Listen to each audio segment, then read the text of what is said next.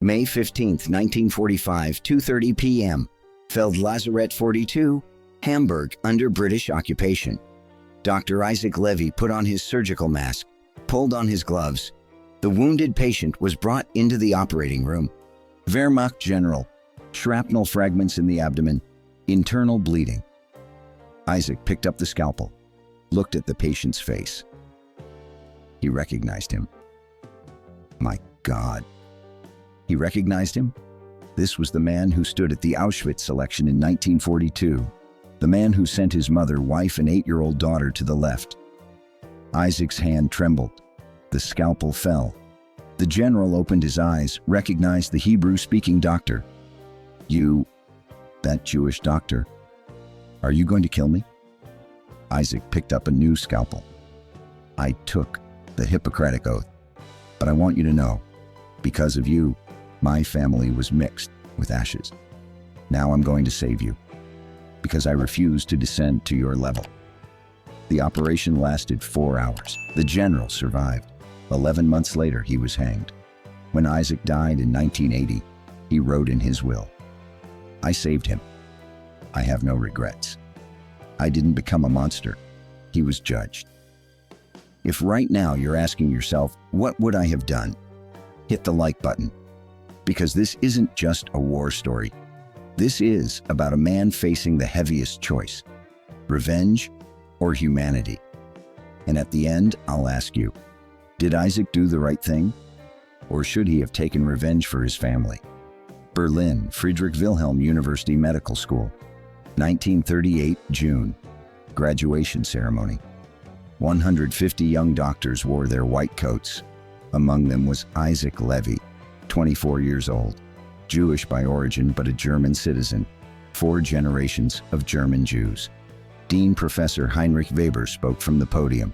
Dear graduates, today you will take the Hippocratic Oath. This oath is the fundamental pillar of medicine. No matter who your patient is, rich or poor, German or foreign, friend or enemy, you will treat them. Isaac stood. All 150 doctors took the oath together. I will put my patient's health and welfare above all else. I will respect my patient's confidentiality. I will treat my patient regardless of race, religion, nationality, or social status. Isaac particularly emphasized that sentence. Regardless, I will treat. That day, Isaac didn't know. 7 years later, this oath would put him through the hardest test.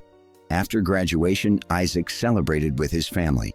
His father, David Levy, was a retired lawyer. His mother, Rachel, was a homemaker. Isaac's wife, Miriam, was a nurse, and their 8-year-old daughter, Hannah. David hugged Isaac. My son, you're a doctor now, the first doctor in the family. Isaac smiled. Father, I did this for you. David looked serious. No, Isaac, you did this for humanity. And remember, a doctor always keeps his oath, despite everything. Isaac would never forget these words. November 1938, Kristallnacht. Jewish shops were looted. Isaac's father, David, was beaten in the street. Isaac treated his father. But something had changed. Germany was no longer home. 1939, World War II began. Isaac's medical license was revoked. Jews cannot practice medicine. Isaac went underground. He continued to secretly treat Jewish patients. 1941, conditions worsened. Jews were forced to wear yellow stars.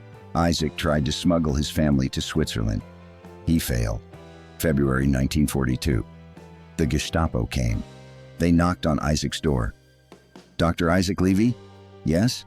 You and your family will be sent east for resettlement. Isaac knew. Resettlement was a lie, but he had no choice. Auschwitz, Birkenau. Isaac, Miriam, and Hannah stepped off the train with hundreds of Jews. The ramp, 2 lines, right and left, SS officers were conducting selection. One of them, with cold eyes, looked at Isaac. SS Brigadeführer Klaus Reinhardt, 42 years old, an experienced SS officer.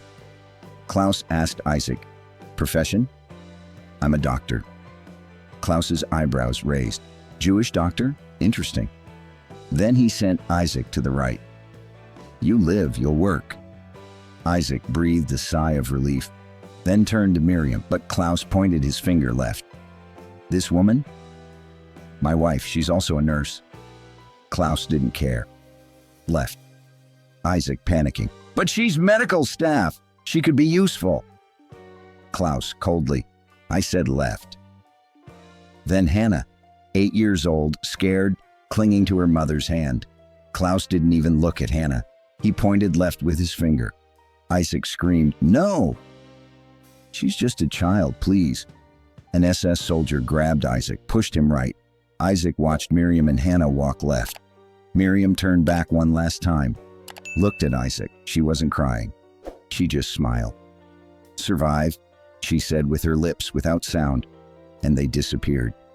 That night, Isaac learned, left meant the gas chamber. Miriam and Hannah died that night. Isaac's mother, Rachel, she was also left. She also died. Isaac remained on the right because he was a doctor, and Auschwitz needed doctors. Isaac stayed in Auschwitz for 3 years. He worked as a camp doctor. But work was an inadequate word. Isaac worked 18 hours a day. He treated patients, but the goal wasn't to heal them. The goal was to make them able to work again. Every day, Isaac saw SS Brigadeführer Klaus Reinhardt. Klaus was responsible for the camp's medical operations. He supervised selections. One day, Klaus called Isaac. Dr. Levy, you're doing good work. That's why you're alive. Isaac remained silent. Don't you want to say something? Isaac, coldly. Do you expect me to thank you? Klaus laughed. No, but I want you to understand this. I could have killed you, but I didn't, because you're useful. Isaac looked at Klaus. My wife was useful too, so was my daughter. Klaus's expression didn't change. They're gone. You stayed. That's your luck. That day, Isaac made himself a promise. If I survive, I'll see this man judged. January 1945, the Soviet army was approaching. The SS evacuated Auschwitz. Thousands of prisoners were sent on death marches. Isaac was on that march. But on the third day, a group of prisoners escaped. Isaac was among them. For 2 weeks, Isaac hid in the Polish countryside. Finally, he was found by Soviet forces. Are you Jewish? Yes. Are you a doctor? Yes. Then come with us. We need medical personnel. Isaac advanced westward with the Soviet army, but his mind was always on Auschwitz. Where was Klaus? Had he escaped? Was he dead? In March 1945, Isaac left the Soviet army. He joined British forces because he spoke English, and the British Army was looking for medical personnel. Isaac became a British Army medical officer, rank captain, and on May 15, 1945, he was sent to Hamburg. Feldlazarett 42, Hamburg. The former Wehrmacht hospital under British occupation was now being used as a British military hospital. Dr. Isaac Levy was on operating room duty that day. At 2 p.m. in the afternoon, an emergency case arrived. Dr. Levy, wounded general coming, shrapnel in abdomen, internal bleeding. Isaac prepared. The operating room was sterilized. Assistants took their positions. At 2:30 p.m., the patient was brought in. On the stretcher, a general wearing a Wehrmacht uniform. His face was pale, covered in blood. Isaac approached, looked at the patient's face, recognized him. The world stopped. SS Brigadeführer Klaus Reinhardt. Isaac's hand trembled. The scalpel fell from his hand, clattering on the floor. The assistant asked, Dr. Levy, is something wrong? Isaac couldn't answer. He just stared at Klaus, and Klaus opened his eyes, saw Isaac, recognized him. Klaus's face tensed with fear. You, he whispered. You, that Jewish doctor from Auschwitz? Isaac froze. Klaus continued in a weak voice. Are you going to kill me? Silence fell in the operating room. Everyone looked at Isaac. Isaac picked up a new scalpel. He took a deep breath to steady his hand, then spoke in a cold, calm voice. I took the Hippocratic Oath. I swore to treat patients regardless of who they are. But I want you to know, Klaus Reinhardt, because of you, my mother, wife, and 8-year-old daughter died in the gas chamber. Now I'm going to save you because I refuse to descend to your level. I'm not a monster. You were. Tears formed in Klaus's eyes. Please, he whispered. Isaac raised the scalpel. Put him under. The anesthesiologist put a mask on Klaus. Klaus fell asleep, and Isaac began the operation. The operation lasted 4 hours. Isaac's hands were shaking, but every cut, every stitch was perfect, because Isaac had performed operations under the most difficult conditions in Auschwitz for 3 years. This was technically simple, but emotionally, it was the heaviest operation. The assistant watched silently. He could see the expression on Isaac's face. Tears were flowing from behind the mask, but his hands didn't stop. Shrapnel fragments were removed. Bleeding was stopped. Organs were repaired. The abdomen was closed. At 6:30 p.m., the operation was finished. Klaus Reinhardt survived. Isaac took off his gloves, left the operating room. When he reached the corridor, he leaned against the wall and cried. His commander, Colonel Thompson, came. Dr. Levy, you performed a successful operation. Congratulations. Isaac replied through tears. There's nothing to congratulate, sir. What do you mean? Isaac fell silent, then whispered, Today I saved the man who killed my family. Thompson froze. What? Isaac told him who Klaus was. Auschwitz, selections, Miriam, Hannah, Rachel. Thompson was shocked. God, and you saved him? Yes. Why? Isaac looked at Thompson. Because I'm a doctor, and my Hippocratic Oath is stronger than my revenge. Thompson touched Isaac's shoulder. You're an incredible person, Dr. Levy. Isaac shook his head. No, I just didn't want to become a monster. Klaus Reinhardt woke up 4 hours after surgery. In the hospital room, he was restrained because he was a prisoner. British soldiers stood guard. Klaus asked for Isaac. That Jewish doctor, where is he? The soldier didn't answer. The next day, Isaac came to visit, to check Klaus's condition. When Klaus saw Isaac, he cried. Why? He asked. Why did you save me? Isaac replied with a cold expression. Because your death would have been easy. But your life and being judged, that's a heavier punishment. Klaus fell silent. Isaac continued. You killed my family, but I didn't kill you because I'm not like you. You made a choice. You killed. I made a choice. I saved. And now you'll answer in court, not to God, but to people. Klaus cried. Forgive me? Isaac shook his head. No, I won't forgive you, but I won't kill you either because justice isn't my job. Isaac left the room, never spoke to Klaus again. After Klaus Reinhardt recovered, he was transferred to England. War crimes interrogation began. Isaac testified as a witness. SS Brigadeführer Klaus Reinhardt participated in selections at Auschwitz-Birkenau between 1942 and 1944. Including my family, he sent tens of thousands of people to the gas chambers. The interrogator asked, Dr. Levy, you operated on this man. Why didn't you kill him? Isaac replied calmly, because I'm a doctor, and doctors don't kill. But this man killed your family. Yes, and I saved him, because I didn't descend to his level. If I had killed him, I would have become a murderer too. But I saved him. And now he's in your hands. Let justice be done. Klaus Reinhardt was found guilty. On April 16, 1946, he would be hanged in Nuremberg. April 16, 1946, Nuremberg. Klaus Reinhardt would be executed. Isaac was invited as a witness. Isaac didn't want to go, but his commander insisted, Dr. Levy, for your family, go and see justice. Isaac went to Nuremberg. Before execution, Klaus made one last request. I want to see Dr. Levy. Isaac was taken to the cell. Klaus was bound in chains, but there was peace on his face. Dr. Levy, Klaus said, thank you. Isaac was surprised. Thank you for what? For not killing me. Because if you had killed me, I would have taken the easy way out. But you let me live. and I spent 11 months thinking about what I did. Every night I saw those people's faces, your wife's face, your daughter's face, and I understood. I'm a monster. Isaac remained silent. Klaus continued. When I die today, my conscience won't be at peace, but at least I was held accountable. You gave me that, the chance to live, and the chance to be held accountable. Isaac looked at Klaus, then whispered, I don't forgive you. I never will. But may your conscience be clear about this. You were judged. This is better than my revenge. Klaus bowed his head.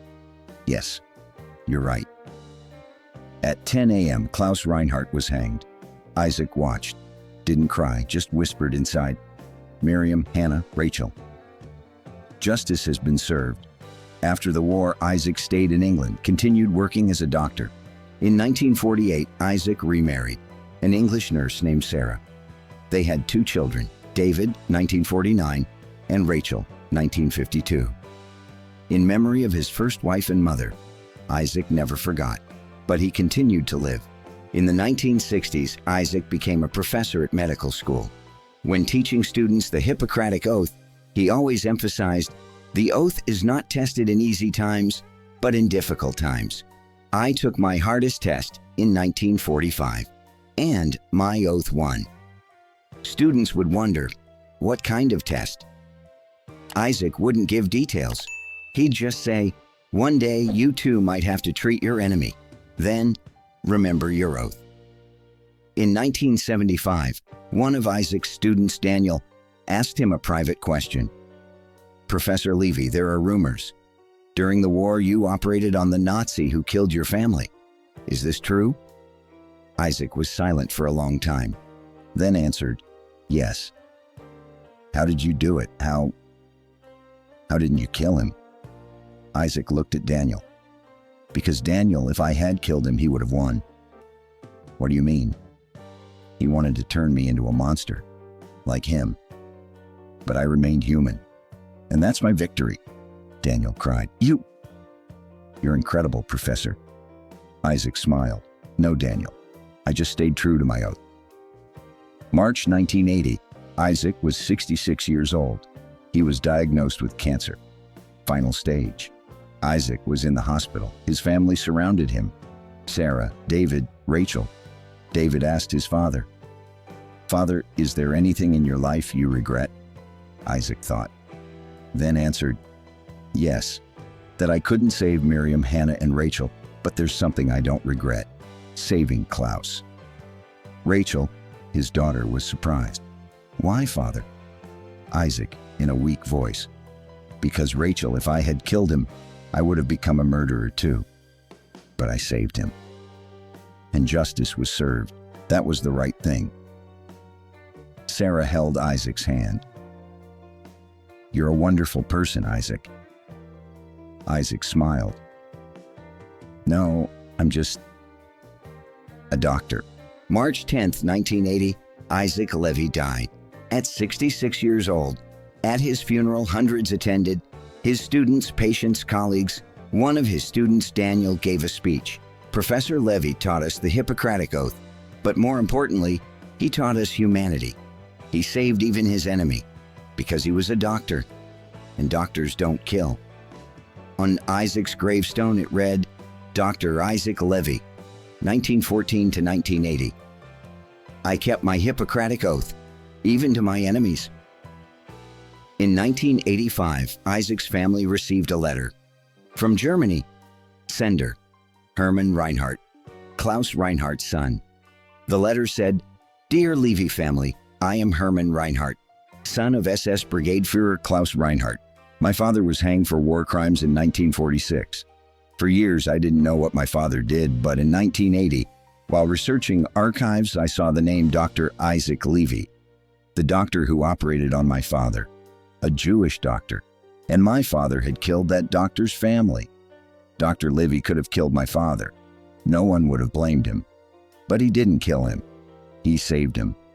Today, I thank Dr. Levy, because my father's death would have been easy, but his trial, that was a heavier punishment and more just. Dr. Levy showed humanity, even to a Nazi monster. This is unforgettable. Respectfully, Hermann Reinhardt.